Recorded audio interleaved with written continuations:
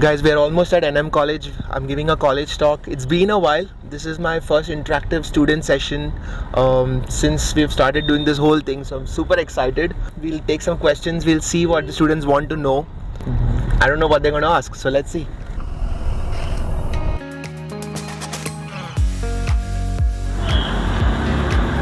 Thanks, man. Thank you, sir. You are the night first.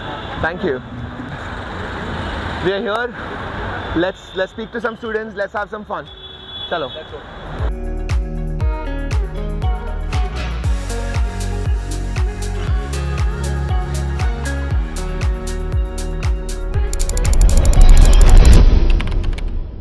So one more thing, how did you find out to take this career? Because right now I think all of us are at that point where we don't know which field to pursue after this. That's the best phase.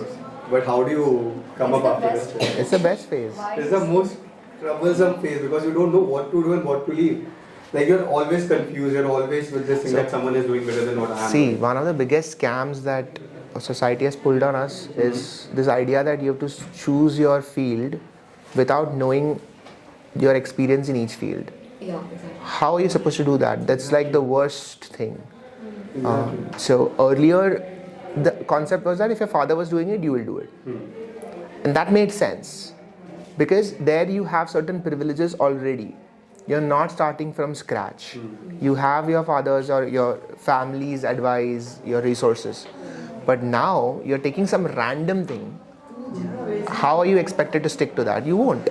You need to experience everything. So this is a great phase. Try out everything. There's no need to pick something.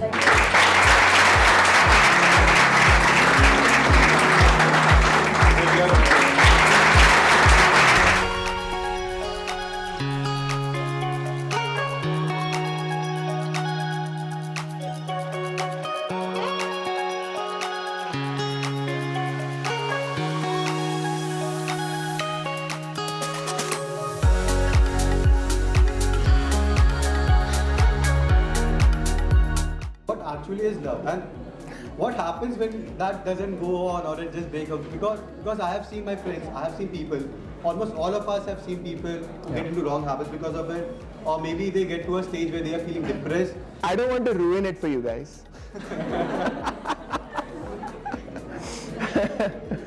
Because misunderstanding what is love is one of the most fun things in life. And gradually realizing what is love is also really entertaining. What happens in love? The first thing that happens in love is that we forget that we are two separate people.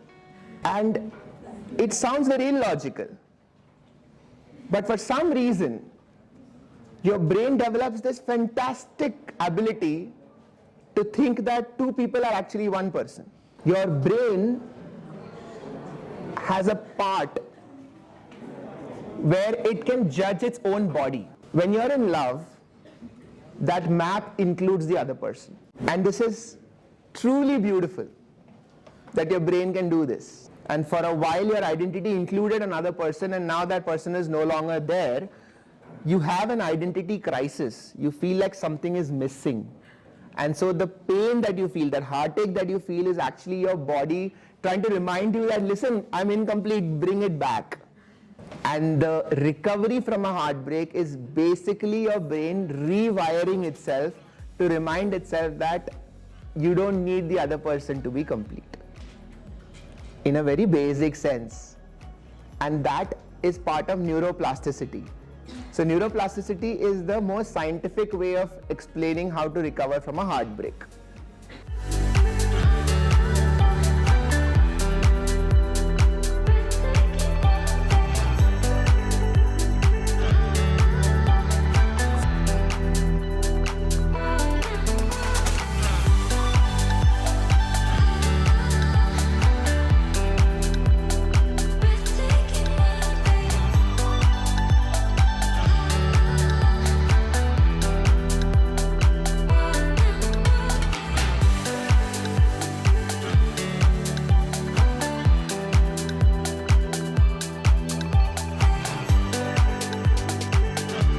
multifactorial problem. So we don't understand the networks of depression so well yet that we can solve it with a chip. It's not going to be that easy, but maybe eventually.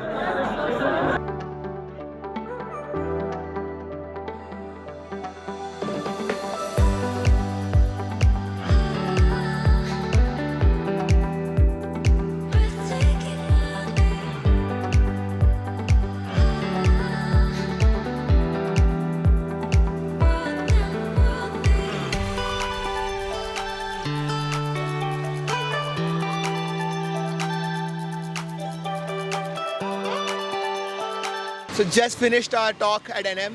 What's great is that Parla was where my 11th and 12th was. I was in Sathe, and this whole area seems like home, you know. And this was at a time when I didn't even know that I'll do neurology. Like I knew I would do medicine, but I didn't know I'll do neurology, and I never thought I'll be here talking to all these students. So this is like a nice little homecoming. I feel like I've come full circle, and it's amazing. Had a great time. And see you all in the next talk.